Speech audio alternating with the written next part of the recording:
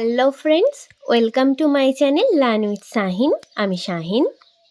আপনারা প্রত্যেকেই জানেন 24শে ডিসেম্বর প্রাথমিকের টেট পরীক্ষা হয়েছে।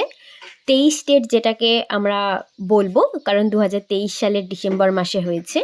তো এই টেটে যারা দিয়েছেন প্রশ্নপত্র কেমন এসেছে সকলেই অবগত, এবং পরীক্ষার পরে প্রত্যেকের ফেসবুক বলুন, হোয়াটসঅ্যাপ বলুন, ইনস্টা বলুন, মানে সোশ্যাল মিডিয়াতে ছড়াছড়ি যাচ্ছে প্রশ্নের ধরন নিয়ে। তো এবার এই 23 স্টেটে কতজন পাশ করতে পারে অনেকেরই জানার ইচ্ছা আছে, কারণ প্রশ্ন কেমন প্রত্যেকেই জানেন যারা 23 স্টেট দিয়েছেন। আমাকে যদি বলেন, এক্সাম আমি দিইনি, কিন্তু পিডিএফ দেখেছি এবং পিডিএফ দেখে নিজে মানে বাড়িতে বসে একটু কতগুলো করতে পারি চেষ্টা করেছি। তো সেখানে চাইল্ড সাইকোলজি দেখে মনে হয়েছে আমাকে মানে সমস্ত মনোবিজ্ঞানী হতে হবে, পিয়াজে, কোহলবাগ, রুসো, স্কিনার, ব্লুম।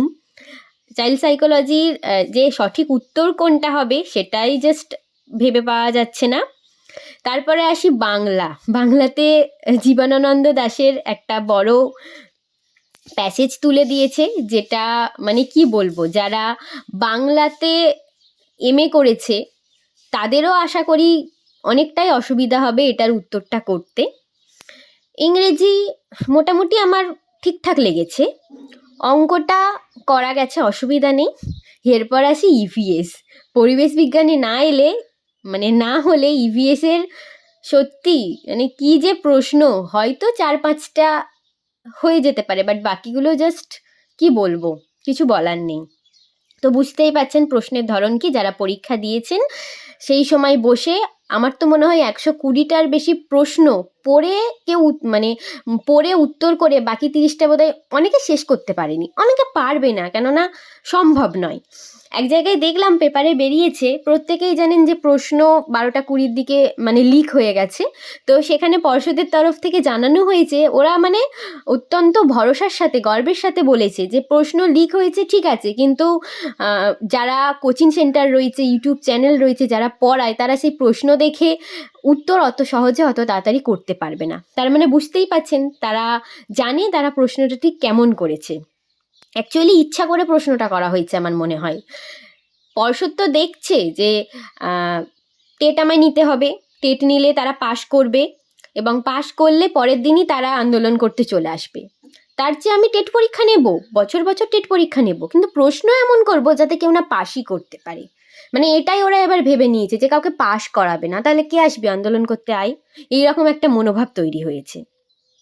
তো এবার আসি, এই যে এমন প্রশ্ন হয়েছে কতজন পাশ করতে পারে, এটার জন্য একটু আগের দেখতে হবে মানে কেমন কি রেশিও রয়েছে পাশ করার।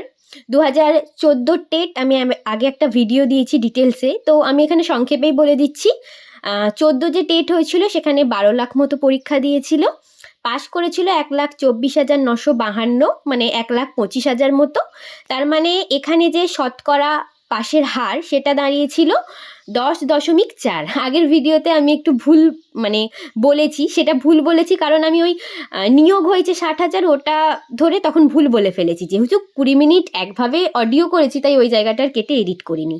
তো পাশের হার 2014 থেকে আমার হিসেব অনুযায়ী 12 লাখে যদি 1,25,000 পাশ করে তাহলে 10.4% মতো পাশের হার হচ্ছে।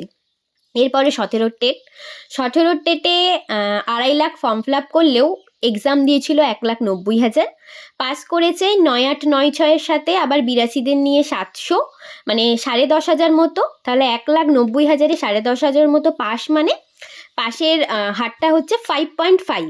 2014-তে ছিল 10ই ধরলাম, 10.4 ছিল, তারপরে এখানে 5, মানে পুরো হাফ করে দিয়েছে। এরপর 2022 টেটে পরীক্ষার্থীর সংখ্যা ছিল 6,17,000 এবং পাশের সংখ্যা ছিল 1.5 লাখ। তো এখানে যে শতাংশটা দাঁড়াচ্ছে পাশের হার, মানে 6,17,000-এ 1.5 লাখ, মানে এখানে 24.3%, মানে 25% এটা বলতে পারি। এরপরে এলো 23 টেট। তো 23 টেটে পরীক্ষার্থী ছিল, অর্থাৎ পরীক্ষা দিয়েছে 2,72,000 পরীক্ষার্থী, এবং প্রশ্নের যা মান, কাঠিন্য মান অনুযায়ী আমার মনে হয় বা যেটা প্রশ্ন পড়ে বুঝতে পেরেছি, তো এখানে হয়তো 5% মতো পাশ করবে, হয় একটু বেশি হবে নয় একটু কম হবে। এবার 2,72,000-এ 5% যদি আমি ধরি, তাহলেও প্রায় ক্যান্ডিডেট সংখ্যা 13,600 জন হয়ে যাবে।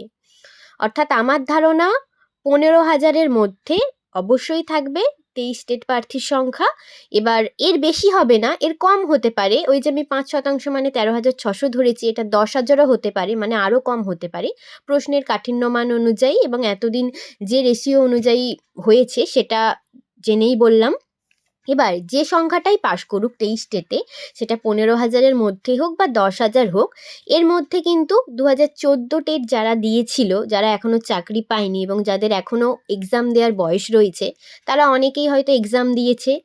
ইভেন 2017 থেকেও অনেকে এক্সাম দিয়েছে, আর 2022 থেকে তো মানে দিয়েছে, বেশিরভাগটাই দিয়েছে।